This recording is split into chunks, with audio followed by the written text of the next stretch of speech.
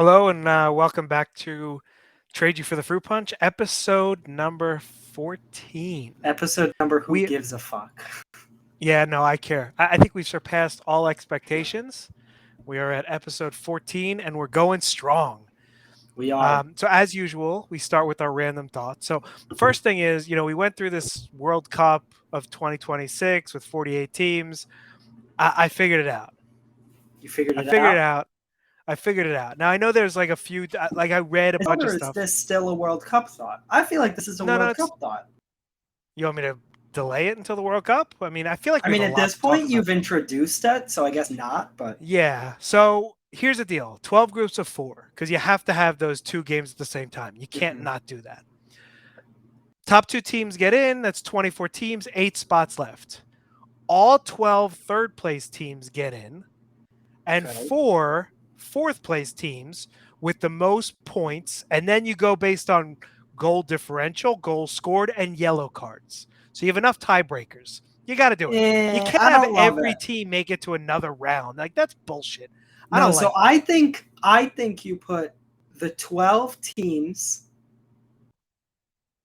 and then So you have here's where the can I finish? Hold on. The 6 winners go through, and then you have the just play. No, they were talking about this whole like the top 16 teams go through and then you have 32 play-ins. So here's what I was thinking though, right? Is so you have those, 24 automatics essentially, right? You have the 16 teams playing a buy-in game, essentially a knockout game, right? But it's like a pre-knockout game. And what you do then is the 8 that go in, you have now 32 teams, you reseed the tournament. You kind of have to. You And kind you of have to reseed. You reseed based on world ranking plus how they did in the That tournament. feels like But then you also add in how they did in the tournament and you use goal differential and all that other stuff. And you rank the tournament like 50% of it, right? So it's not like you penalize a team for doing really well in the tournament, but they're ranked 80th in the world. You do it half or something, right? You have some But coefficient. You then have a a lot of team, smart kids that could do that even quickly. with coefficient, like a team like Japan still probably ends up being a 2 seed. Even though they would have finished, right? Like they finished top of their group. It's not a 2 seed. They finish in the second group, and then you draw balls like in the Champions League. Oh, you want them to do a full new? Yeah, but you seed them based on, like, again, this coefficient. You put them in 4 groups, and you have the 1s play the 4s, and the 2 play the 3. Oh, And you have okay. 8 teams in each group. I thought it was So, still like, 1s and 2s. no. So now you have 4 Okay. groups. 1, 2, 3s, and 4s, and the 1 play the 4. So you have if you're a 1, and again, it's based off of that coefficient, which is 50% or so World Cup related, right? So if you finish top of your group, you get a lot of points for that. And then you reset, but you've reseeded once, and you draw out the whole rest of the tournament, and you're done. Game over. Like, you don't reseed at all. Okay. And then you just do a knockout from 32. That was my theory, and I haven't read anyone with that idea, but I kind of like it. My only problem is picking the 4th place teams. At point it feels like you're like. Well, so here's the thing. The fourth group is made up of all of the 8 that made it into the buy-in round or something like that, right? So they're automatically 4s.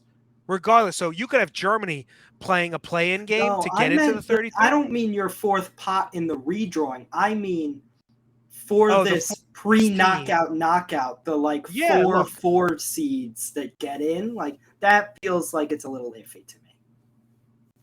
I don't know. I like it. You got to do something. You got to cut it off. That just feels like an excuse where, like, if Germany finished bottom of their group, give Germany another chance. Like, it feels like it's going to become like a nepotism thing. 32 out of 48 teams, you've essentially said everybody gets into a knockout anyway. Very few teams are not good enough to make it through. So just, I guess, right, have them prove it. And they don't get a long turnaround. They get like a 2-day turnaround. So they essentially have to play. Some teams might get a 2-day turnaround. They essentially have to play kind of their second team because if they make it through, so there's a lot of strategy around it. Anyway, it'll never happen. So who gives a shit? It'll never happen. Right? No, they'll never let me decide how to determine, who gets through and how the 48 teams play. You don't think you're getting the call? I don't think I'm getting the call. No. Hello, But Mr. D? no, definitely not. So Friday night went to the Sixers Lakers game. So bullshit. I know where this is going. So and bullshit. I'm not give some going to name background names first? Can I give some background first? Yeah, sure, go for it. So I asked my dear father here. Well, first, I went to Wizards Lakers with my mother and my fake uncle, let's call him, who works with some of the players on the Lakers. So we went to that game. We had a lovely time. And I heard that he was going to be sitting on our couch and watching the game with us on Friday. So I asked, should I just take the train home, watch the game for a few days? Watch the game for a few days? Or watch the game on the couch with them. Hang out for a few days.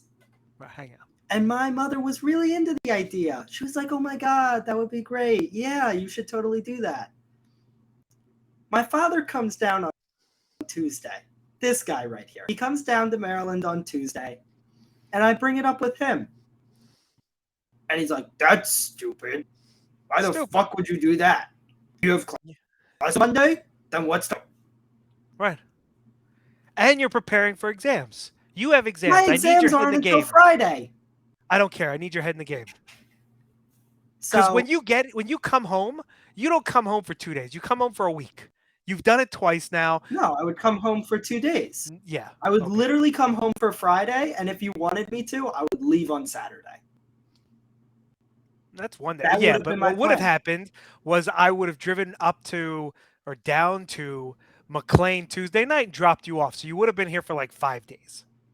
No, I would have taken the train earlier. But whatever. Now, well, whatever. So why don't you tell them now what you made me miss out on?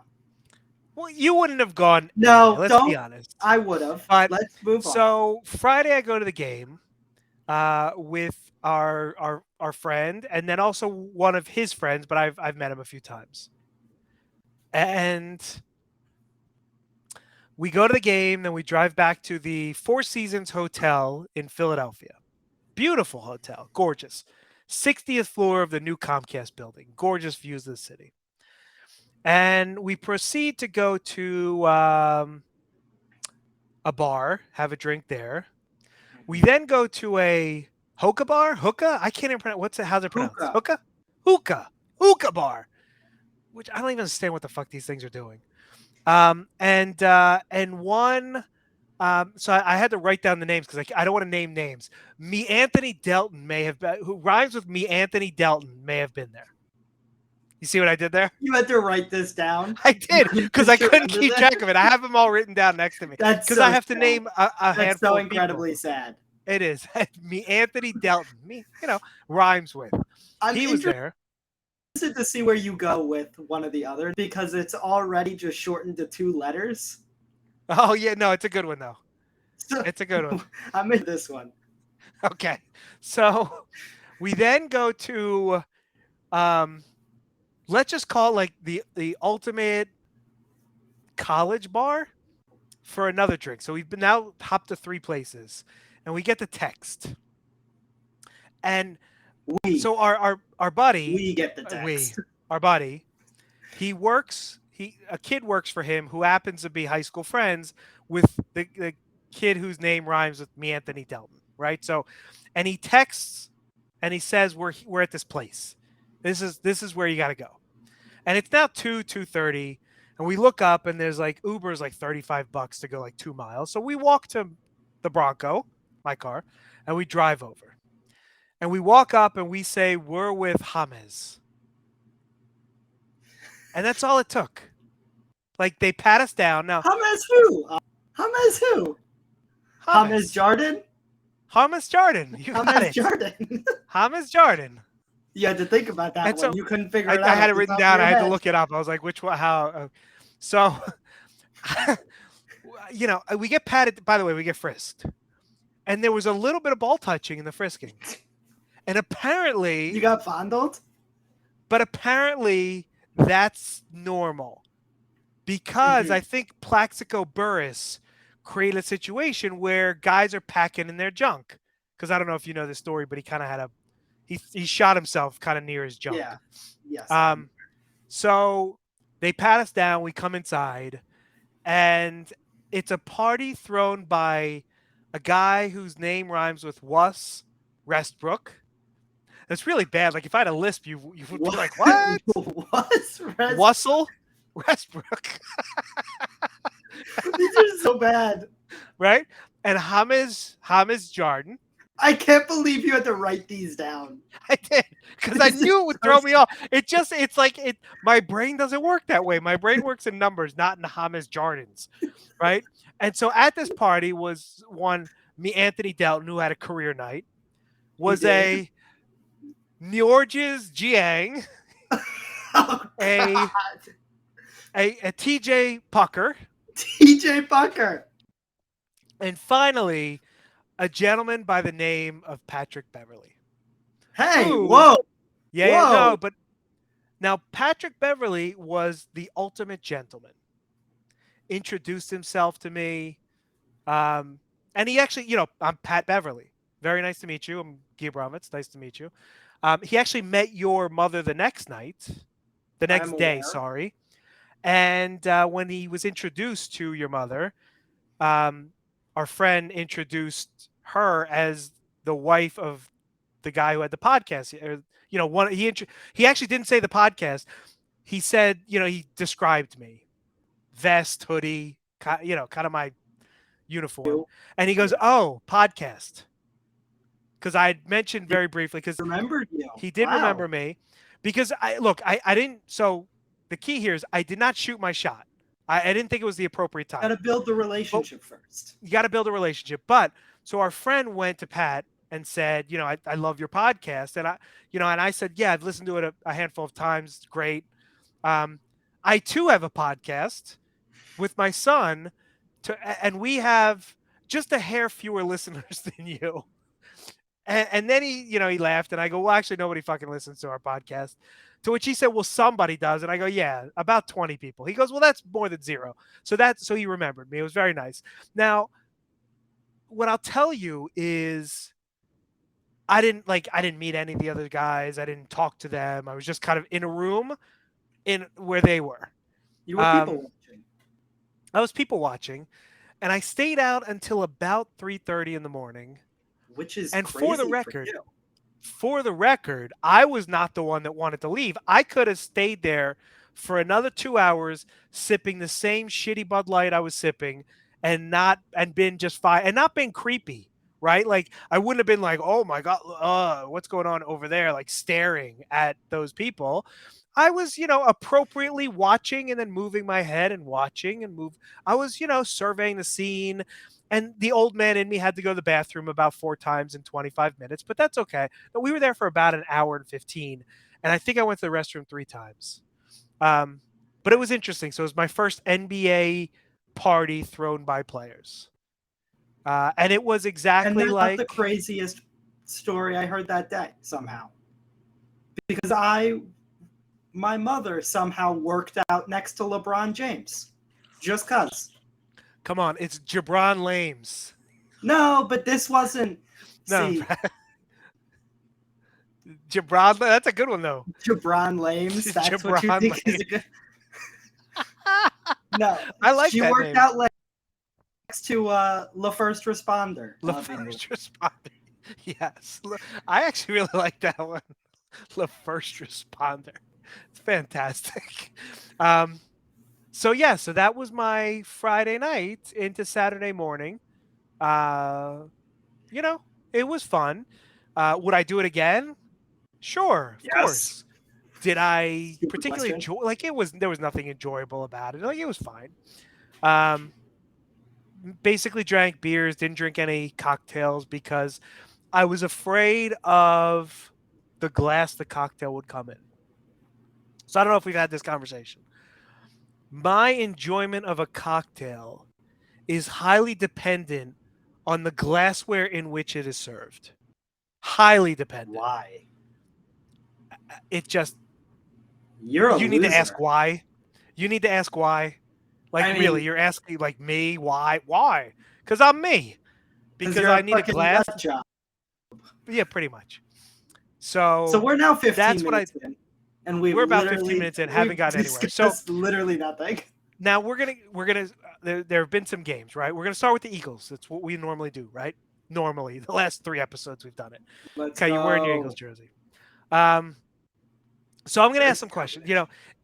Is Jalen Hurts the MVP of the league, or should Gardner Minshew start the next game? It's an either or, right? It's I remember that used to be a serious debate, and you were Gardner Minshew. You have last year been I made to was. eat your words so hard, and You know I what love though? every second of When it. I'm made to eat my words and my teams are winning, I'm okay with it. So I'll ask you the question: is Jalen Hurts the MVP of the NFL right now? Yeah, I mean, we have literally one single loss, and there have been, at most, a handful of throws where you've gone, that wasn't, like, that was actually bad for the team. A handful in 13 games so far this season. We are 12 So and 1, and most of that is largely him. He's so I think shown. I heard one of the guys on Fox today saying, at this point with the Eagles 12-1, you kind of have to believe in them. Like you can't go 13. Remember early on in the pod, I was like, well, we're 3 games in. We're 13 games in, We're and we're 12 13 and games 1. in. And so at some point you got to believe. And I think we've gotten to that point. At least I certainly have. I'm So excited. I believed from the start, and then there was a rough patch of like 3 games, and I was like, maybe this isn't good. Like after the bye week, we looked really shit for a little while. Yeah. But the last 2 weeks especially, and 3 weeks offensively because we put up 40 against Green Bay. It was just the defense. But the last 2 weeks is utterly dominant. Yeah. Like Uh, 22 points for the Giants, Dazori. We had subbed in basically all of our backups on offense and defense. and Gardner Minshew played, That's what right? I'm Like, saying. but so I have a side question, and it's kind of a loaded question, and it's Mm-hmm. not Eagles related, but it'll get there. Will Detroit make the playoffs? Yes. Okay. I've been a Detroit believer.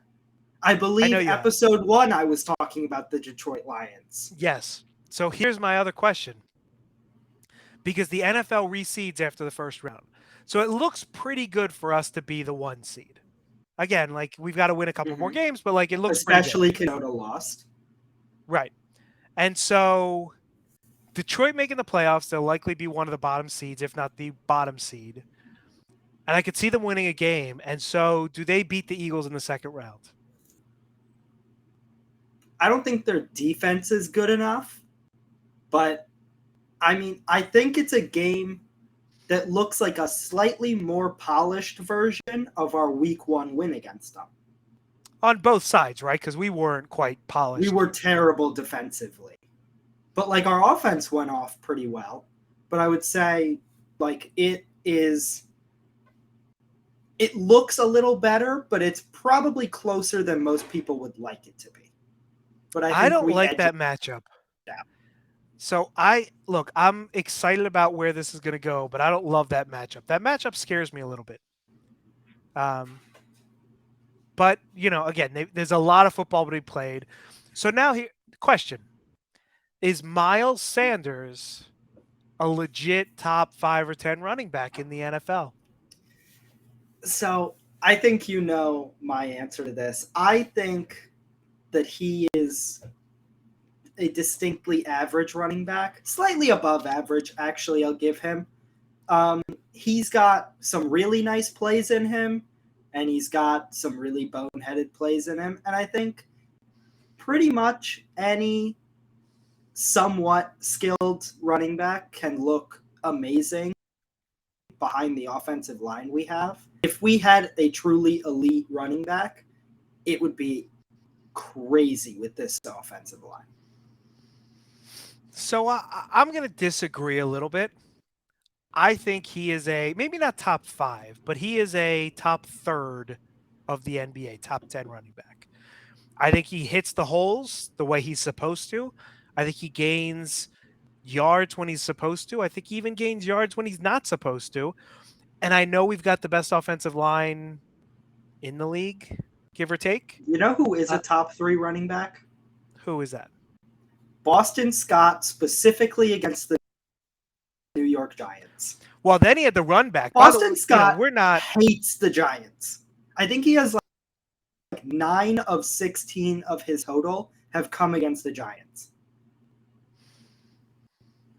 Look, some guys, and I don't know if there's a story behind that. I doubt there is, but it could also be that the run defense of the Giants is so porous that you can't run Sanders 45 times in a game. You've got to spread the love a little bit. We get up by a lot. Boston Scott gets touches. And, again, he's hitting the holes when he's supposed to. He had a nice, 66-yard kickoff return, which is not something that we normally see. Well, actually, against the Titans, and we didn't mention it last week. I forgot to, but I did actually mean to. Britton Covey was great. I think he averaged a gain of half yards per punt return.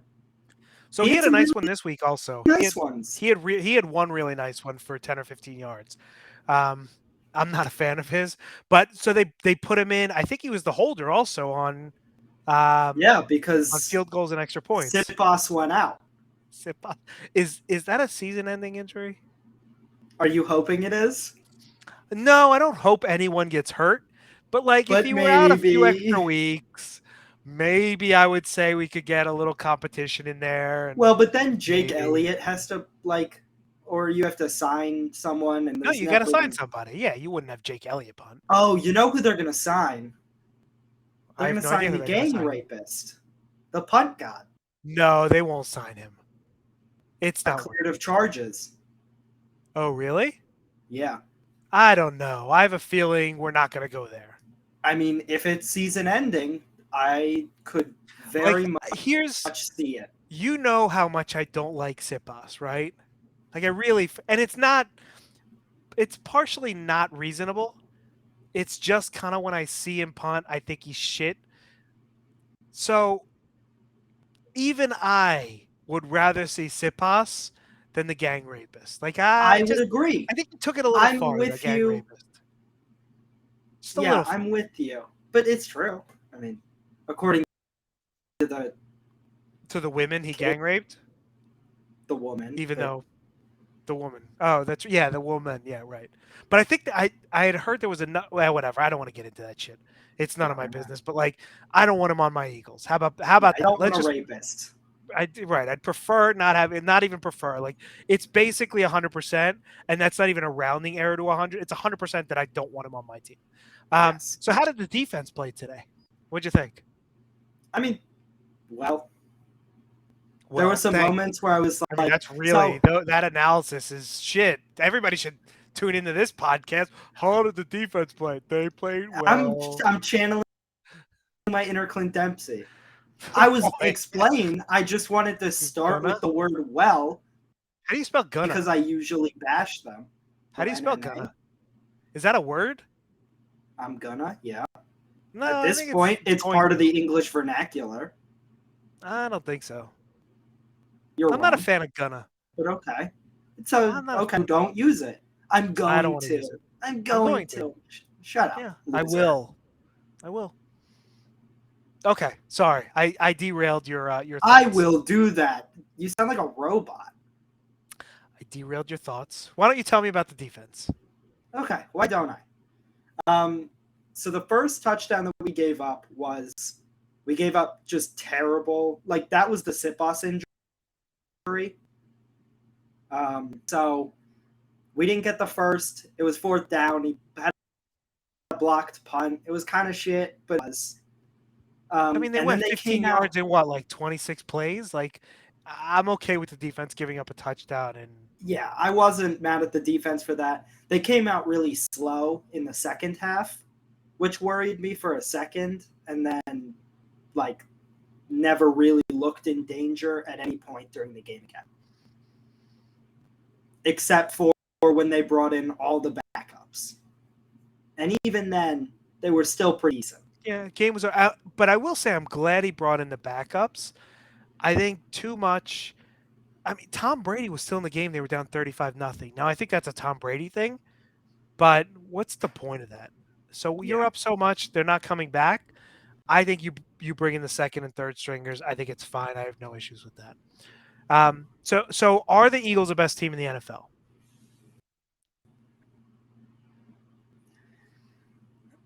Tough, Um, right? I mean, record would tell you yes, but Record obviously do they tells beat you the yes. Bills? Do they beat the Chiefs? Do they beat? I'm pretty I confident in mean, the I NFC think they're 100% in the top three. with. See, this is where we get interesting because the Bills have kind of been shit at times.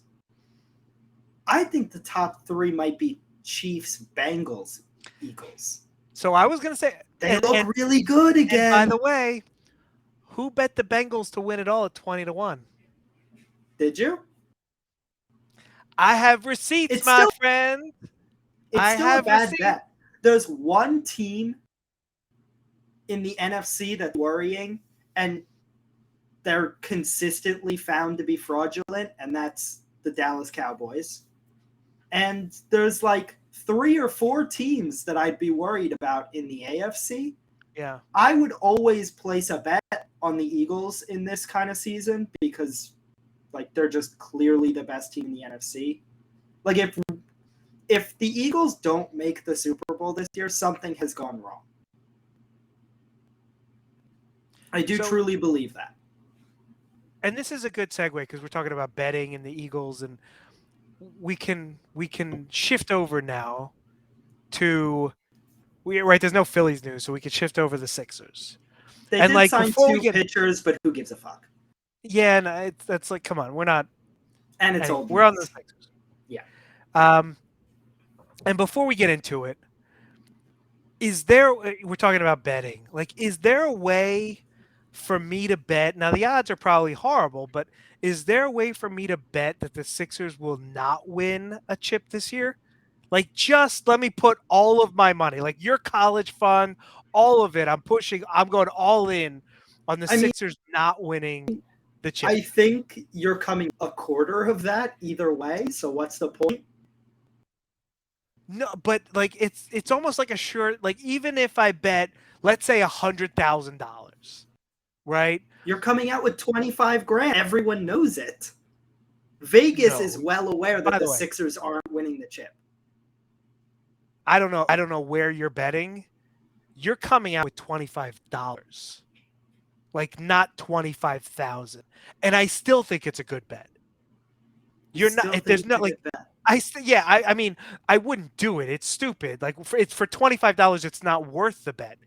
But my guess is the bet on 100 grand is like No, when I 25 said bucks. coming out with 25,000, I meant you're losing 75 grand. Oh, no. What I mean is I put in money that the Sixers will not win the chip at like 17,000 to 1 odds, right? So like for every $17,000 I bet, I get $1.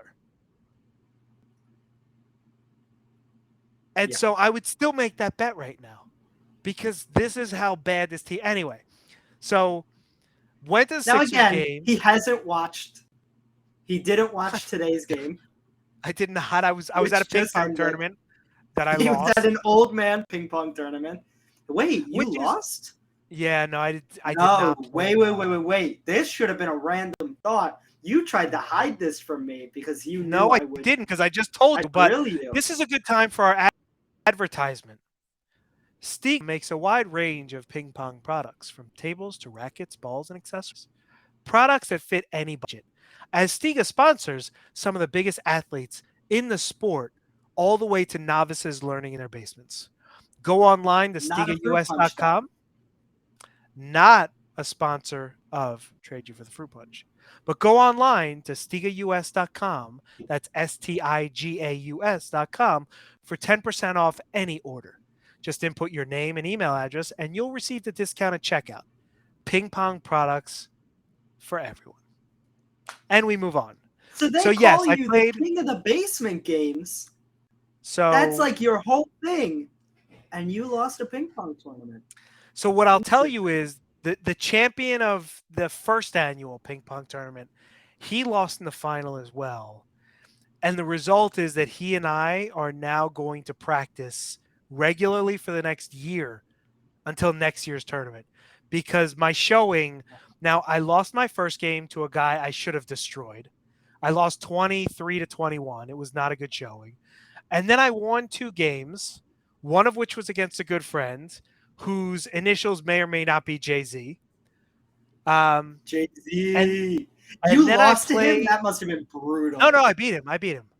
Oh, you beat And him. I beat my old boss's son. And then I played my old boss, and he actually annihilated me. And there's no reason for him to annihilate me. I should not have lost that So game you're because there was a losers bracket. like So I was 2-2. Tom Brady. You're washed Oh, LeBron. I was way more washed than them. Yes. No, I will. I'll take it on the chin. I'll take the L. I was not very good. The L. Hang on. So Gunna, you're not okay with, but take the L is I'll something take that you the will yeah, say. of course. Gonna. I mean, come on. What is this? This is not English. Take the L is. Although today we were talking about in it. Like the British slang, isn't course. it? In it, INNIT. And I Are you know about how to to tell spell it. me you're okay with in it? I'm actually okay with in it. Yeah, I'm okay with it. But gonna I don't like. I just don't like it. Oh. I hope so.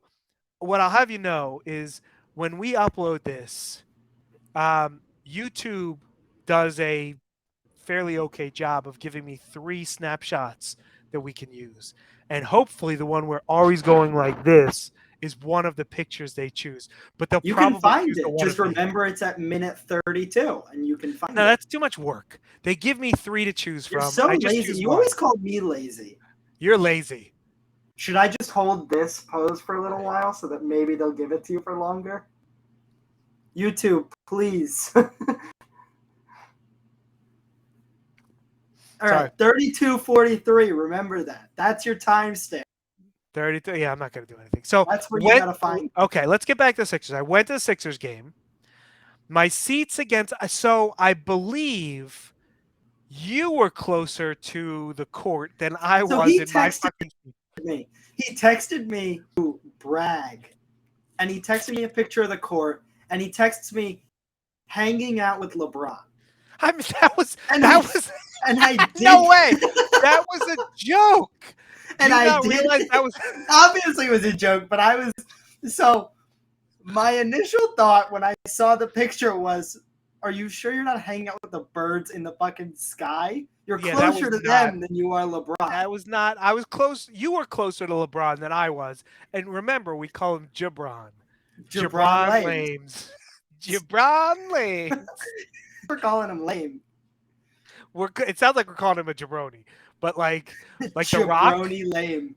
Yeah, jabroni lame. Let's not go there. Oh boy, man. So 2-game winning streak. But here's the first question, right? Because I obviously have a Joel agenda. No, I know you. No. Hey, Ari, why don't you? For those of you who didn't watch the Hornets game, please summarize. Ari's gonna give me a summary because I didn't watch it either. Apparently, we won, and LeBron and Joel had 53. So should I stop watching the Sixers? Because apparently he does really well when I'm not watching. Yeah, because you've missed his 59-point game. You've missed his 53-point game. You missed his good stretch of form. Yeah, you should just go back to London. It might be a good idea. Just give yourself the option of watching games. So again, we're going to get what do you think of when I say Kevon Looney. Like, What do you what are mean? your What do I thoughts? think? What are your thoughts of him as a player? Physical, stamina standpoint, Uh, slow, he's a good system fit. Are you about to compare Joel and Kevon Looney? slow, lumbering, Are you about to and compare Joel wait, and wait, Kevon wait, Looney? wait, because I have a theory. Below the rim, Kevon Looney is a below the rim type of player. Okay. As is Joe. I think Joel has, and I'm 40. I think my What? ups are better than Joel's ups. Joel has horrible ups. He's below the rim player. Hang on. Below the rim means like you play in the paint all the time. No. Below the rim means you don't dunk and you can't dunk. No, that below the rim means you only dunk. You're like No. always below the rim waiting to catch rebounds and put them back up I with don't think dunks. that's below the rim. I've always known below the rim is someone Look, who there's a cannot get up. reason. There's a reason Joel shoots mostly from the mid-range now. He just doesn't have the same athleticism. Injuries have taken that away from him for a lot of Oh it. boy. I He mean, can how dunk. old is he? How old is Joel Embiid? We can look it up. We've got this He's Google an machine. old wear and tear 29. 28 maybe. He is 28 years old. He will be 29 on March 16th of this upcoming year. 20 he is an old 28. He's Oh, got wear and tear on his body. Like that's I what mean, he also injuries do. took 2 full years off. I don't know. I don't understand. Like, he needs to get in better shape. He is like, they talked about Lionel Messi walking. Like, Joel just like lumbers. And I was watching Kevon Looney last night, thinking to myself, like, that's what Joel does. It's just I can't watch it anymore. Joel scores 53 and Kevon Looney scores like 11. Fair, but we play better when we've got like a Kevon Looney on the floor than when Joel's on the floor. Biggest issue though, my biggest issue right now is that Doc has given up on Paul Reed. What happened? Well, Where's Joel he came gone? back. Paul Reed made a bonehead play against the Lakers, and he yanked him and never saw him again.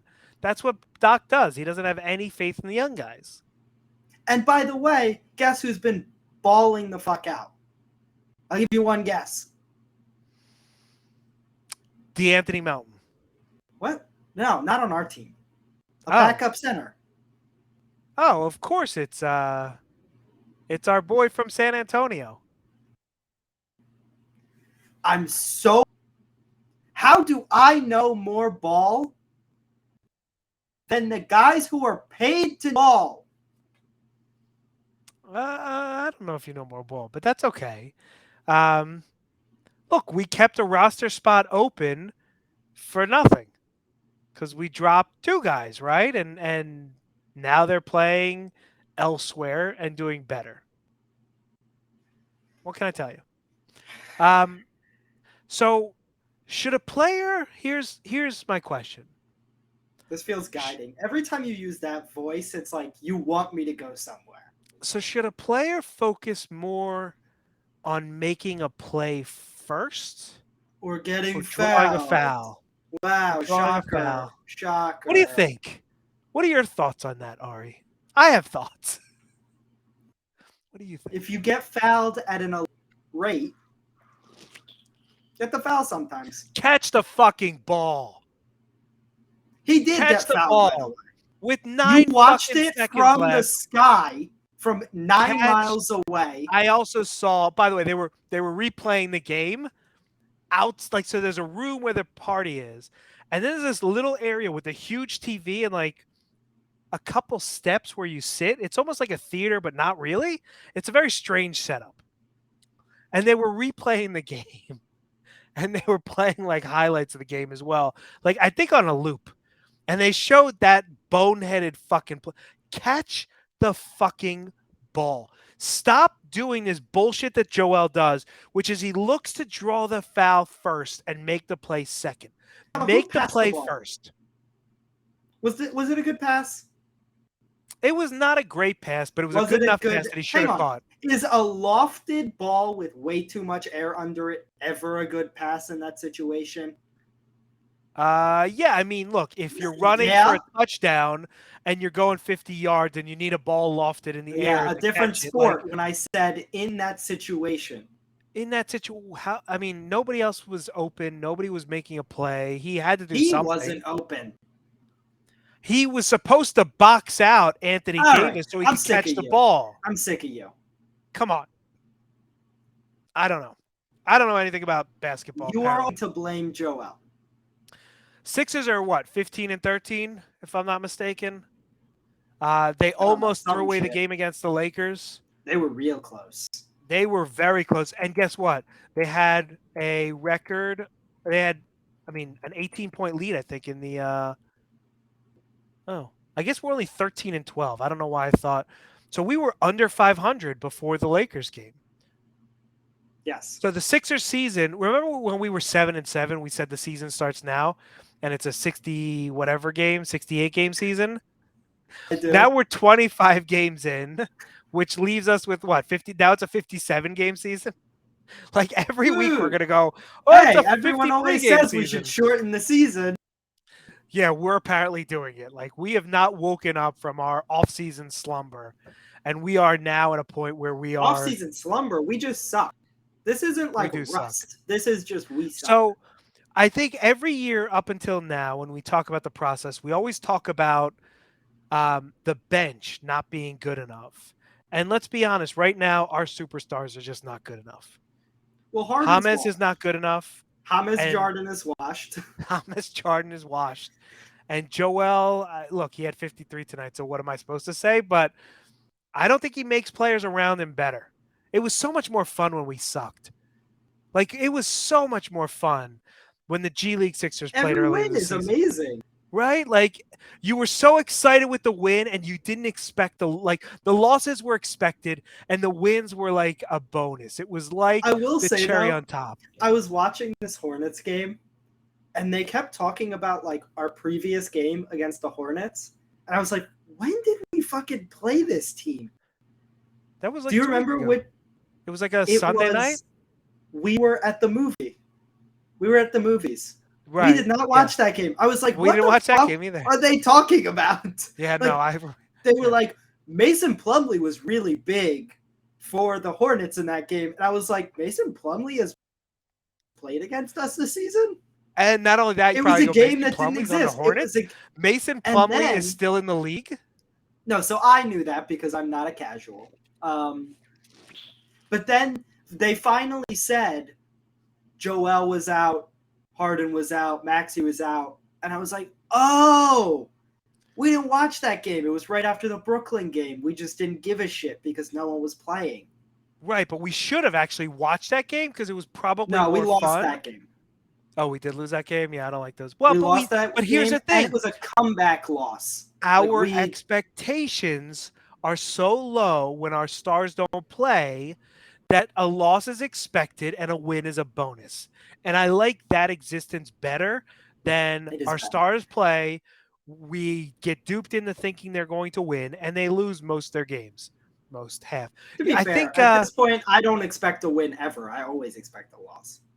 So I think we are what? I think we're 4-5 with Harden and Joel playing together. I think that's the record. I will say Harden looks like unwilling to pass Joel the ball sometimes down the stretch. Where like he's like, I'm James Harden, I'm gonna take this shot, even when he's ice cold. Which is I think there's something wrong with James Harden this year. And I don't know if he's disinterested, if he's injured. Or he's been injured too much. But you know what? He came into the season and everyone said he was in the best shape of his life. An injury. Yeah. I mean, I'm still amazed that PJ Tucker gets to play 32 minutes and score 3 points in a game, and we're okay with that. And guess what? I'm actually okay with it. It's crazy to think. I was about to say, you're okay the one who was like 3 points from PJ Tucker's enough. I think you said 4 or 5. I may have, but like I'm okay with it. He was D'ing up Anthony Davis at one point. Now Anthony Davis is a soft 5, right? He does not like to be beaten up and boxed around, but come on. Like I PJ was Tucker so six foot pissed, by five. the way, about that whole game. That Lakers pissed me off especially because when I looked at the box score in the third quarter, 10 points, and then we let him score like 19 in the fourth. And I Yeah. hate Anthony Davis. Every point he scores hurts me in my core. And I don't he like was the Anthony one Davis, but it leading doesn't this. bother me as much. He was the one leading this fucking comeback for the Lakers against my team, and I wanted to hurt someone. Namely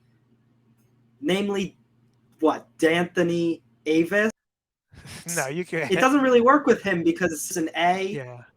DA as opposed to AD. Yeah, it's not a good one. Yeah. DA is I just like DeAndre Jebron Ayton. Lames. Yeah. Jebron James is great. That's the best one. All right. Sixers. They are what they are. We are For going shit. to, Let's I move on. think, the Pistons game in a week from now, the 21st. I think it's a Wednesday night. We're going to the Sixers game. This is the first time hearing about this. You've heard about it the same time as me, folks. No, I actually did tell you about this. I told you I bought tickets for when you're back. So you did know about it, but that's okay. So we're going to that game. We'll figure out something else. I actually think you said, I'm thinking of getting tickets to a game. Okay, well, so I bought the tickets, and Okay. then we'll figure out some other games. Uh, I think the Sixers are playing the Wizards in Washington on December 27th. So Yes. maybe we do that one as well. But that's like a little bit of a schlep, and then we got to go to Connecticut. So anyhow, now we're like we're airing out our dirty laundry on the pod. So Now we're I at minute 30 think still talking about this. and yeah, who knew we would go this long and talk about very little. Um, it felt like we talked about the Eagles for 5 minutes and we were good to go, and then I looked up and it was 35 minutes in the pod and we were still talking about the Eagles. So Tottenham, remember last week so I read. Did you read? Richarlison was asked to name his best ever 11 from his teammates. I did. It's the saddest team I've ever seen. So I Someone don't get know who the this man non-Tottenham some players teammates, are. please. I don't know who the non-Tottenham players are, but I know That's who the Tottenham 5 really are. sad. Most of them are Everton, and that's really sad. Was he not given the couldn't he have picked Brazil players? I doubt it. He would have said Neymar and Well, so so I'm assuming then it's club teammates. okay. Well, he's played for Watford, Everton, and Tottenham, so the choice isn't really all that great. Let's Oh, be it was honest. such a sad team. So he picked Kane and Sonny of the Ugh. current Tottenham squad. He picked, Pierre Emile Højbjerg. Let's get to right back. Let's just He skip picked, ahead no, and no, no, say no, no, it. no, no, no. You can't skip ahead. He picked Eric Dyer, Gross. and then he picked Emerson Royale, which is this. Is there a different Emerson that we're just not seeing? Maybe in He's practice actually he's thinking different. of Weverton, the third choice goalkeeper in the Brazils, and he stuck him at right back. He's better off to now. Seamus Coleman was the right back at Everton. I don't know who the right back at Watford was, but I can't imagine he's any good. So I guess he had no choice. But like, I'd rather play with 10 men. Let's just put it. We've already told this. We've already spoken about this. I would rather play with 10 men than with Emerson Royale. And he picked Because Emerson. Now I think it's the Brazilian thing, playing with 10 but it was men is 10 versus 11, right? Playing with Emerson is 10 versus 12. 9 versus 11. It's 10 versus he's playing against you. Right. Same principle. We were both going the same place. Yeah, so, but you decided all right, to let's give move both on teams a red from card? that. When because we've got the World Cup to talk about as well, but I do want to talk. Last week we talked about the 5 stages of Tottenham, and you came up with them, and I came up with them. Texted that to me. You said I came up with them. I asked, should I make my own and compare? No, You I said could no. spend an entire episode on the 5 stages of Tottenham.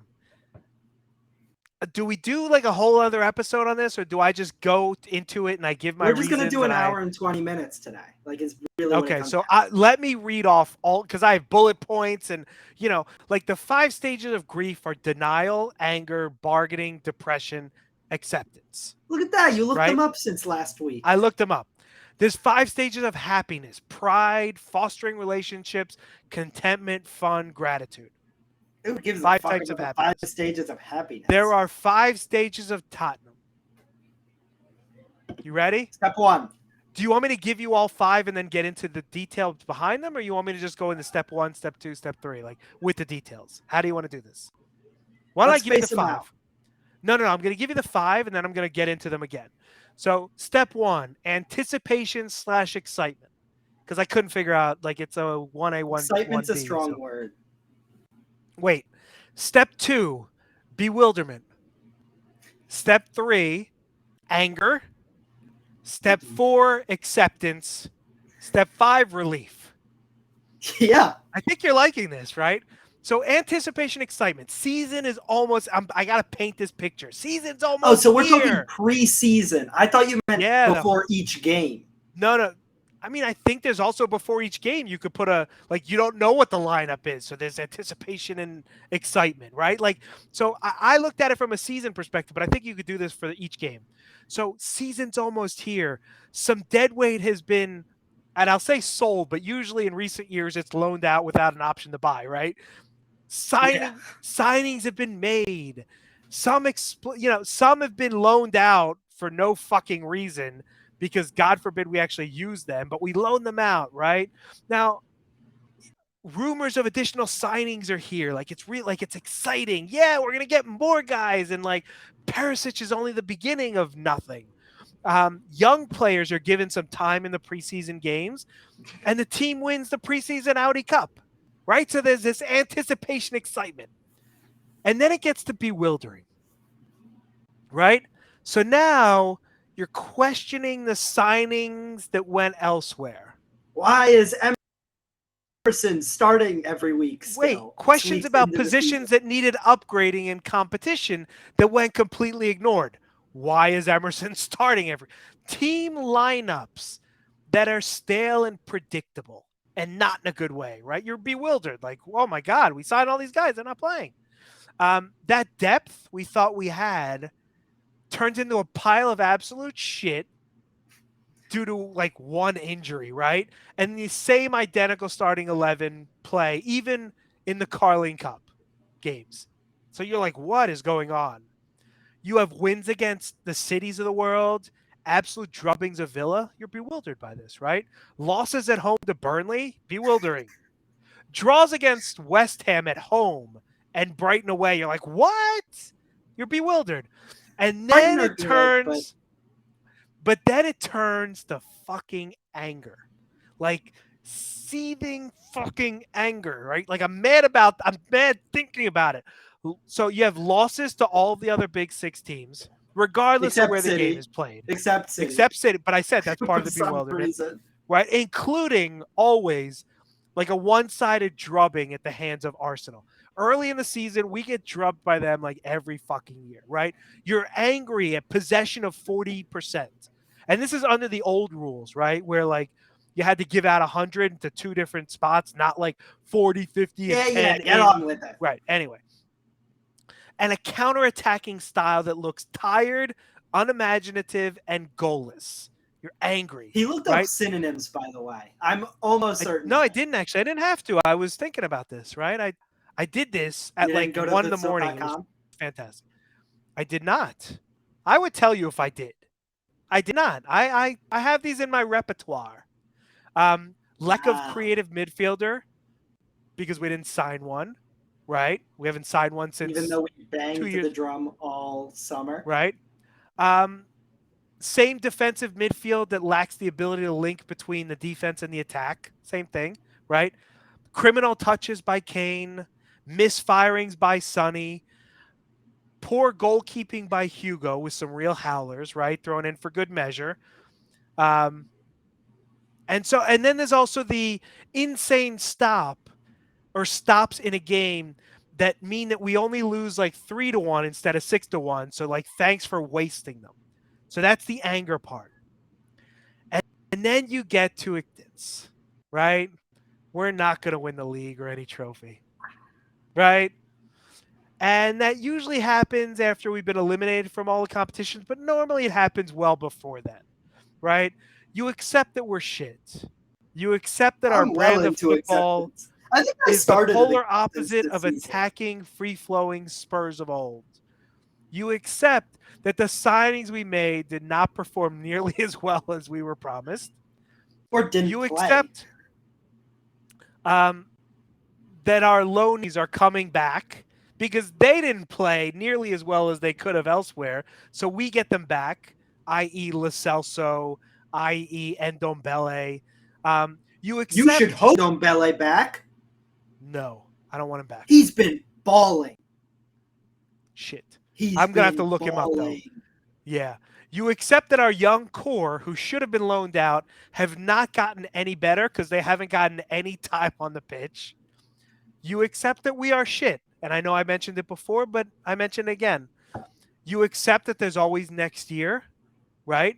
And that we'll either be marginally better or worse than we are this year, which basically means we're going through the 5 stages of Tottenham again, right? And you accept that we'll be looking for a new manager fairly quickly, right? Like, it's going to happen. And then you get to the relief. You get to the so you're at acceptance. I'm still at anger. You're at acceptance this season. And then there's relief. There's always next year. The season's over and we are tied with City. But we're also tied with Crystal Palace at 0 points. But there's the relief that like maybe there's this anticipation excitement that'll come. So those are By my the way, do 5 you know stages of Tottenham. the 5 stages of Tottenham are also called alternatively the 5 stages of the Sixers? 5 Exact stages of a same. game. 5 stages of a game. 2 hours before kickoff, you're excited. 1 hour, you get the lineup. You're like, oh boy, what is going on? 15 minutes in the game, when they inevitably score against us in the first 15 minutes, there's the anger. And then at some point, you accept we're going to lose. And then there's relief that the game's over, that you can move on with your life. Right? Like, yeah, that's what this I is thought we were actually, talking about when you told me you were doing the 5 stages of Tottenham. I thought it was the 5 it stages still of a works. Tottenham game. But it's the same exact thing. So, what do you think, though? Right? This is the first you've heard of my 5 stages. What do you think? First I've heard, and I'm in complete agreement. Thank you very much.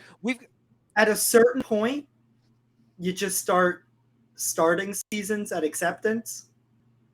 Like this year, I skipped step 2. I'm always at step 3 because I'm just an angry person. But like, the step 3 comes as a result of step 4, where I'm like, we're not winning shit, so can we just have fun, please? And every time we don't have fun, I get mad. You hit stage 1, right? Because when we signed like Jed Spence, and we signed Perisic, no, I was mad about the Spence signing. No, you weren't. Yeah, I was.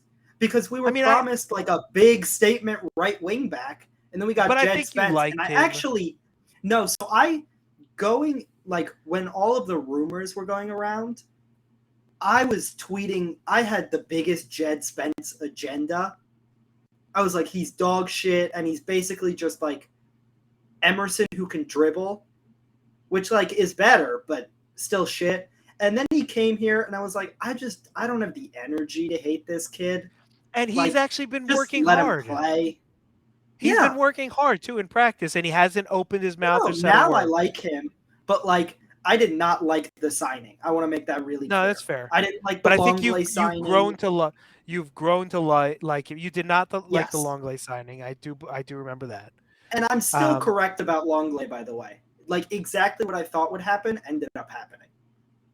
Yeah, I don't know if he's the right guy to play the middle of the back 3. I think he's more suited to the left-hand side. I think he's just not good enough to play anywhere. Dyer needs Romero, but Romero hasn't been good. So there's a lot of reasons. I think we can move on because we said we wouldn't really talk too much about Tottenham, but I think maybe after every game we bring up this 5 stages of Tottenham or like every other game or something. We've got to incorporate that into the Yeah, show it's got to because come back. it's gonna come back. We're gonna memorialize it somewhere, maybe on a T-shirt, right? Like trade you for the punch on the back and on the front 5 stages of Tottenham, but we'll figure that out. So now we're gonna hit We'll the have our World social Cup. media intern post them. We will. That's actually not a bad idea. So we're at the World Cup. I guess so. Before we get there, do we do stage one as excitement or anticipation? Because it can't be both. Anticipation. Because I'm not always excited about the season, but I'm always anticipating it coming back. Fair enough. So I've deleted it. 5 stages of Tottenham. So we're on the World Cup, and our predictions, by the way, I have already won. You cannot Yeah, win. pretty much.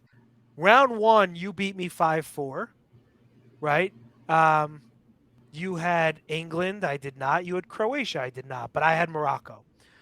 Round two, Yeah, I got fucked. I have 3 of the 4 semifinalists, and you have 1 of the 4. And because you have 0 of the 2 finalists, you essentially cannot gain any more points. So you are stuck on 7, and I have 10. And so because we never determined what the bet was going to be, I think if we've got listeners out there who are listening until the hour mark, which we appreciate, we'd like some thoughts on what Ari should do. We applaud you. And please, in the comments on YouTube, please give us ideas for what Ari should do. Nothing crazy, like he needs to speak highly of Eric Dyer for a month, or he needs to. I don't agree. He's not wearing Arsenal gear. I'm not buying him Arsenal gear. I'm not having him wear it. Like, we're not doing that because that doesn't help me at all. But do we find so anyhow? So I think if we maybe go we should games, finally invest in that Kuzma Sixers jersey. Ooh, you know what we maybe do is we buy the Kuzma hoodie because we need another purpose. I'm cheap. I'm not buying you a Kuzma Sixers jersey. Actually, I want to, but I got to find one really cheap. I'd wear maybe it. We buy, if it came in, I'd wear it. You'd have to wear it to games. Everyone would be like, what is going on here? I'd wear it around here. They'd be like, are you a Kuzma? What's happening? What? It just makes no sense. Maybe we buy the Kuzma hoodie and you have to wear it to every Sixers game, that we go to this year, and you have to wear it around campus, and then I take it. Or the one Sixers game. No, I don't. That last part. I don't agree to that last part. What? If I have to wear it, it's fine. No, I want it. Too bad. Then buy 2. By the way, Tottenham. There's a new Nike Tottenham hoodie on the Nike site, and I bought us each one just so you're aware. This is new. This is again us talking as though we were just on the phone or texting one another as opposed to being on a podcast that 22 people Send me a listen picture to. after this. Okay, yeah, I'll do that if I remember. So World Cup, first game Brazil Croatia. Is Croatia good, or are they really just this wily veteran team that grinds out games and are good at penalty shootouts? Well, both. Both can be true. Having the experience and the know-how of how to win World Cup games is no easy feat. They're pretty damn good at it. They're pretty damn good at it. They grind and they play to their strengths and your weaknesses, and then when you get to that penalty shootout, they don't lose. They're really knew good. Croatia were good. I just thought Brazil would be better. But the second you get to a penalty shootout, it's a coin 50-50. flip. Yeah, it's a coin flip. What I'll tell you is throughout this whole tournament, I've been saying that they're cooked and it's done for them, and they're just a little too old. And they're not cooked. They're old, right? They're very old. Modric is he is playing on fumes by the end of the game, but then he steps up for a penalty, and there's no doubt he's going to score it. Meanwhile, Brazil had like 4 young kids take penalties. Like what? Neymar didn't take one? So because he's the Argentina fifth. did it right. Yeah, but you've got to. So I actually believe you put your best penalty kick takers early on. Because of this tournament, I now believe it. And I've believed that for a while, and the tournament has just reinforced it for me. You don't leave Neymar on the put him first. You have to But set the also, tone. you don't let a substitute take a penalty unless it's one you brought on at like 60 minutes. Because by the time you've hit an hour of playing, like you've got, You're like warmed up. you're You've had warmed enough up. touches. Like yes, Yeah. you're But if you're correct. brought on at like minute 110, don't even bother. Like, Yeah. don't let that person step up. So Croatia make it through. You then had the Argentina Netherlands game, and a lot of shit happened in that game. And here's is Argentina dirtier in this World Cup than they usually are? Now they're pretty dirty. Like Maradona in '86, like hand to God, right? He Welcome to South handballed and America. That's like what so they're known for. Hard so challenges. Like, are they dirtier than Uruguay? And Uruguay is known as kind of like the dirtiest, nastiest team they usually in were. the They're World Cup. not really that team right now, though. No, they were like even the reactions after they lost. Like there's an edge to Uruguay that like is Argentina worse than them? I No. just gotta. I don't. The whole at the end of the game. I've always been a Ronaldo guy, and we've You talked don't about have this to before. you don't have to say that before every time you praise Messi. No, but I don't. I didn't like the way he reacted after the game and how he Oh, I reacted in love that him. No, press fuck that. conference. He's been this nice guy in the media for too long with like zero personality. This is fun. So I don't think he's all that nice though. I think he's Like, actually a nasty motherfucker who like the yeah, media give him a and break, it's but he's better that he's actually shown it. kind of a dickhead. And he showed it in Great. this game. Great. I don't He know. should. Because I don't the know. two guys that he talked shit to were talking shit to him before. If you can't take it, don't dish it out. Yeah, I think he took it a little far though. I think. Maybe That I'm being wrong, said, but I I think he took didn't it. like his comment because he said something along the lines of, I don't like when people talk shit before games. Like, no, that's exactly when you should talk shit. Right. Like, don't Well, and then he you was shouldn't only insulting talk shit after you win. Van Haal's like tactics. I'm sorry. When you got guys who are 6'5" and 6'6", yes, loft it into the box because Argentina's tallest defender is like Romero, who's 5'11". I mean, Otamendi is 5'8". Martinez, isn't he on that team from Manchester United? Like he's tiny. Yes, lofted. But by the way, the second goal was genius. The Awesome. Netherlands' second goal was so we all talk about getting it, up and down, up over the wall and down into the goal. And when you are right outside the 18 until about 23, 24 yards out, it is really hard to get it up and down. Like there are very few players that can do that, right? James Ward-Prowse is like one of the only ones for Southampton. Many others can't do it. Trippier has been successful a little bit, Dyer even, but like generally it's hard. No, And Dyer is a way farther out kind of guy. he's had a Dyer's a few 23, though. 24 kind of guy. You know who's pretty good actually was Berbatov was usually pretty good from 18 or 9, like 19 or 20. But they realized they didn't have a guy that could get it up and over, which most teams don't. And they played that free kick beautifully. Like it was one of my favorite plays of this World Cup thus It far. was great. It was fantastic. Like even if he's not shooting, you would have thought that they would, essentially do it's not a long ball, but a ball in the air to maybe the far post, then head it back, and it was masterfully done. And I don't know why more teams don't do that I don't either. because it was I it was was saying really well done. England should have done that with their last free kick. of the game, and we'll get into that a little later. But Right. the likelihood of you making that shot is very small. So the Rashford had a good look, and it was like 21-22, so he had a little bit more space, and he was going like I think that was the right move. He just needed to execute. But before we get to that game, is the Moroccan manager a really great tactician? Does he play to his team's No. weaknesses? Does he play to his team's strengths? Does he hide his weaknesses? Or is he just lucky? I mean, they just like came in with a tactic, and the players started playing out of their skin for no clear reason. And through a little bit of individual brilliance, made it through. They've got a good keeper, and sometimes a good keeper is what you need.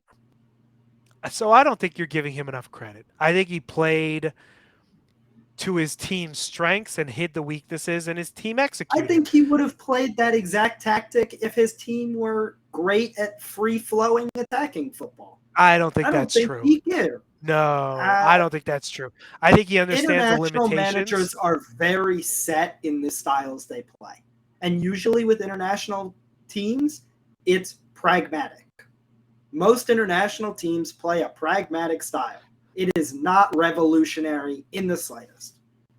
I don't think you're giving him enough credit. I really don't. I think he has been like outstanding. Morocco and want me to praise Morocco. I think they're semifinalists, and I called it. So, fuck you. Undeservedly, I might add, but I called it. I was right. Yeah, sure. I called it with my brain and my heart. No, you called it with just your heart, and you got lucky. Morocco is in the semifinals. By the way, that team hates you. Oh, despises me with like a huge passion. Like hates me more than absolutely hates you with a burning, fiery passion every single one of those players. Just when they pray after the game, they are praying to eradicate the world of Jews. Not that they won. They are so ingrained in that prayer where they are praying to eradicate the world of all Jews. No question about it. And you love them. Good for them. I love them. You couldn't name me 4 players last week, but you love them so much. I still can't. Right? I barely can. No, I mean, there's Bono, so I know 4th now, right? The goalie. Yeah. So who played better, though, against them, Spain or Portugal?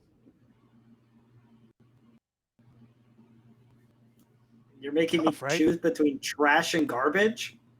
Well, but so here's where, would you rather eat shit or drink piss? That's what you just asked me. Oh, I'd rather drink piss than eat shit. No question about it. I mean, that's like okay, so Spain. Then Spain played better, but it's still drinking piss. Spain in 2018 could not score goals. They could not. We're not rehashing this. We don't have time to rehash this. But they did the same thing this year in 2022 against Morocco, and so did Portugal. Like both of those teams essentially could not. Well, Portugal just aren't good, and we've known that the entire tournament. I mean, they thrashed Switzerland. Yeah, but it didn't fool us, or did it fool you? No, it didn't fool me either. I still thought Morocco was going to beat them. Because I feel like we both said after that game that like it didn't really mean anything. It's fucking Switzerland. We did. We have receipts, so it's fine. Yeah. But I just So Morocco in the semifinal. I think the run's over. I can't imagine the run is not over. I can't decide who I dislike more because I don't like France.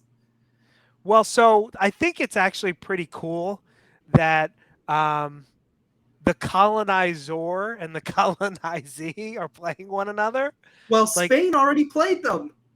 No, but France, it was a former colony of France. Like they all speak French if you're born in Morocco. Most of the refugees and shit are from Spain too. Like I know, it's amazing. This whole thing is Morocco has a chance to avenge Spain, Portugal, France is literally just avenging their history. Yeah, they have the chance in the span of a week and a half to avenge like hundreds of years of oppression at the hands of European, oppressors. Like, it's amazing, but they're not going to beat the French. They're just not I going to. fail. I I hope really they hope fail they fail in miserably. their mission. So And now, at this moment, I decided I'm rooting for France, even though I dislike them. fair. So now we're talking about England and France. Does Harry Kane losing is in the a World Cup? bottler and a loser. Well, does And losing in I've the said World Cup this though? for a while. Let me finish my question, please. The answer Does to your losing question in is the World yes. I know Cup what the question is. make Kane leaving more or Yes. less likely? More. More likely. He I will think so too. request out, possibly even in January. He won't get a move in January, but he'll be mopey all of the rest of the season, just like he was at the beginning of last. And he will say, you know what, sell me to Bayern. And if I were Daniel Levy, I'd be like, see ya, bitch. Like, you did nothing for me. Every single final we had, you ghosted.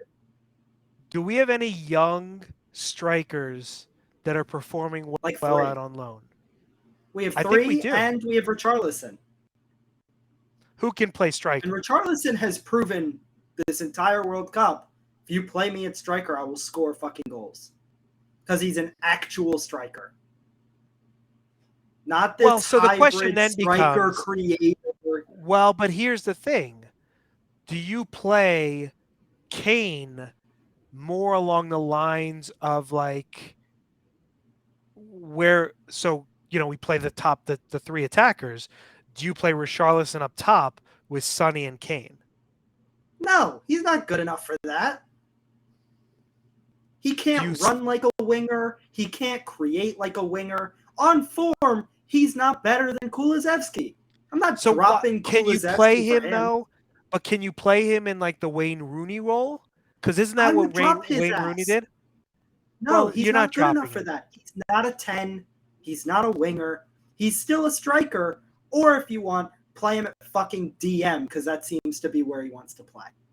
Well, so here's the question. If you had the choice at the international level, Giroud or Kane, who do you take? On performance? Yeah. Like, leaving name out of it. On performance, the answer is pretty simple. Take Giroud. Yeah. One of them plays to his team's strengths, and the other does not at all. I think Giroud in his entire career has not been given the credit he deserves. That guy scores goals whether you put him in for 30 minutes or for 90. The guy just scores goals. And even in this World Cup, he wasn't meant to start. He wasn't meant to play, right? Benzema was supposed to play, then he got hurt.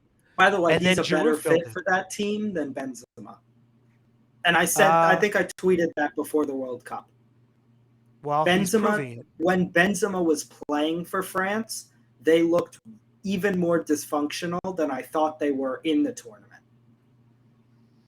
But who were the better side during the game? Who do you think, if you just look at the game, England were the better side? Doesn't matter. That's not how the game is played. It's not played based on possession or anything. So the only thing Bellingham that will be remembered is Harry Kane skied a penalty that would have tied the game. And I think by the second penalty, and I know he's your captain and I know he's your penalty taker, I don't think they should have had Harry Kane taking even the first. I disagree completely. I don't think he should have taken the second. No, see, I disagree, because taking 2 penalties in the same game isn't the problem. The problem is that Harry Kane always goes left. Statistically speaking, Harry Kane goes left, I believe, over 75% of the time. If I were a keeper going up against Harry Kane, I would always go to my right. But Harry Kane in recent years, now he may always go left, but he pounds the ball and he hits it high. Does. And he was the best penalty taker in the world, but I feel like the last year he's missed quite a few. And, like, you're right, he powers the ball like crazy, but you still have a better chance of saving it if you go the right way. It might go through your hands because it's hit so hard, but I just think there was too much familiarity there, and I This think is where we disagree. I don't think it has anything to do with Hugo whatsoever. I think Hugo actually figured out, hey, he went left last time. He goes left a lot. I should go to my right, his left. And once Harry saw him going left, he was like, oh shit, I actually have to adjust. And he can adjust. and Kane is one of those guys, and they were saying it on the broadcast, where he usually, up until that penalty, essentially, he makes up his mind and just goes where he's going. He doesn't do like the Neymar, right? He doesn't do the Jorginho where that stupid like run up and then he hops, skips, and jumps. And Kane just picks his spot, right? Fixes his socks, moves back, and does the and then goes. And he didn't do it this time, which And usually it's again, high enough that the keeper, like even if he picks the right side, won't be able to save it. But he got in his own head because it was actually an important game, and he's a bottler. And he always has been, and he always. So is Bellingham the best midfielder in the world? No, not even close. He didn't do anything. Oh, I don't know. I disagree. Like, you texted me and you were like, Bellingham is outstanding. What did he do? Name me a thing he did. Everywhere on that pitch. He was supporting his defense. He was playing attacking. He was a midfielder. But in a different way. Jordan way. Henderson did that, and Jordan Henderson is absolutely atrocious. I don't like Jordan Henderson has a Premier League title under his belt. Jordan Henderson has a Champions League title under his belt. He's not that awful. I would take him on my team. He's a winner. Surrounded by who? He's surrounded by great players. By the best players in the world. That's fine. And Mo Salah. So who played well for England? Maguire. Maguire's been a beast. Maguire's been a beast. Stones was fine. Stones was good. I mean, is he at fault for Giroud's second goal? Maybe, possibly. Maguire's probably more at fault for the second goal. Yeah. I think Walker played really well. The game plan against Mbappe was perfect. Yeah, but like other than that, he did literally nothing. And like that was his job. So yes, but that was his job. He did his job really well. I thought Rice was really good. He was fine. I thought Henderson was fine. I know you don't like him. I thought he was fine. I think he looks worse because he plays on. So, do you know who was given the highest rating of the England players? I agree with that rating. With Saka's rating? Really? Because no, but actually wasn't the highest rating Foden? And Foden did nothing. Yeah, I've never been a Foden fan. I don't actually think he's that good. I like Foden. He's got a little bit of Kane in him, where like, oh, big game, bye. Yeah, look, Saka I think he had a horrible first half. I think he played much better in the second half. He looked like to shoot. Yeah. And take on his man, but then he started doing that, and he looked great. So I actually agree. Was probably the best player on the pitch for them. So were the tactics right? And I'm asking from the standpoint of, here's where I think the tactics were a little bit wrong. So we know Hugo really well. Hugo is a shot stopper. He's not a goalie. And Hugo does not do very well when he is put under pressure from the standpoint of like people around him and the ball around him, and he's got to make a play that's not just putting a hand to it and steering it wide. And so on all of the corners, on all of the free kicks, I would have played in swingers to the 6, and I would have had guys around Hugo just disrupting him. And they didn't do enough of that. They were not good. There was too much air. That was in the second half near the end of the game. Second half near the end of the game, and England were lofting them a little too high. That is I true. think And a too close to him. right. I think sort of like not a fizzed in ball, but not those high loopers, but something in between to like the 6, 7, 8 yard with people around Hugo is how you score on him. But that's And not a England didn't do that. tactic, No, but that is a tactic. right? Like That's Kyle Walker isn't a tactic. That's a player instruction, yeah, no, I right? think Like that's a you're little bit of a instructing when you're around him, just mess with him a little bit. but I think there's a Like that tactics are how you set up as a team, and as a team, I thought they set up well, which was shown by the fact that they're a better team, even though they fine. lost. I'm using to me, like especially in business, tactics are individual things that you do where strategy, right, is the game plan. So to me, like I'm thinking game plan, strategy, yes, tactics, individual moves, individual things, not so well. Strategy, Well, that's a cover Mbappe, play don't give him more any. than a tactic. Like tactic No, well, so is we're the getting full into thing. semantics, but we are an hour Way and a too half over. into this. Way too over. We thank people for listening this far. Punch of the week, Ari Abramovich. Who you got? The Dallas Cowboys Why did? By the for way, why didn't almost you? losing. Ugh. Yeah, The Dallas Cowboys for almost losing to the Houston Texans before the Texans realized, oh wait, we're supposed to be losing, and tanked mid-game in true Eagles style. Because they were winning and then they stopped playing defense and their quarterback like stopped actually trying to throw the ball. so my punch of the week, we're going into the realm, into the world of soccer. And I was Haven't we all debating. been there for a while? No, I do it all the time, right? But I was debating. So, like, Ronaldo didn't have a great World Cup, didn't really show himself very well, is now going to play in some forgotten league, making more money than I can count. But we're going to forget about him. But my punch of the week, and it kind of pains me to say it because he plays for, is Harry Kane. Now, I'm not going to be the guy who, when Saka missed his penalty, like the racist and the nasty, like, no, look, Harry Kane should have scored the second one. He didn't. People miss Kane penalties. He didn't deserves lose the all game the for them. abuse that he gets. I truly believe No, that. he did not lose the game for England. He But literally he did did, miss though. the penalty. No, he didn't. The game is played over 90, well, in this case 103 minutes. The game is played over 103 minutes. England had And plenty guess of what was chances. part They of didn't that capitalize. 103 minutes?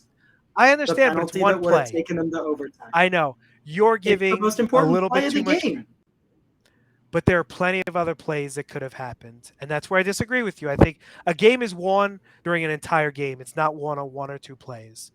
Um, He proved now, his bottle or 3 weeks lack from now, thereof. I'll say if you don't set the tone early in like a playoff game and make one specific play or whatever, then you lose the game. But like, I like to contrast myself all the time. But You like I to be do a give my hypocrite. punch of the week to none other than Harry Kane. And with I that, won. yeah, with that, we thank you for listening, No one made it this far. and we thank you, Ari, for being here as I always. don't like you at all.